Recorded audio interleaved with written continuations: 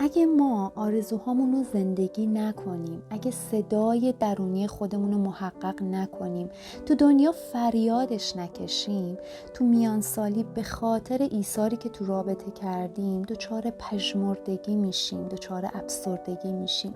خیلی از ماها تو ازدواجمون خودمون رو سرکوب میکنیم، از خودمون میگذریم، صدای درونی خودمون رو خفه میکنیم، تازه یه برچسب مقدس هم روش میزنیم. اما تو میانسالی اتفاق خیلی دردناک برای ازدواجمون میفته. آدم روبروی ما میشه مجسمه همه آرزوهای گندیده.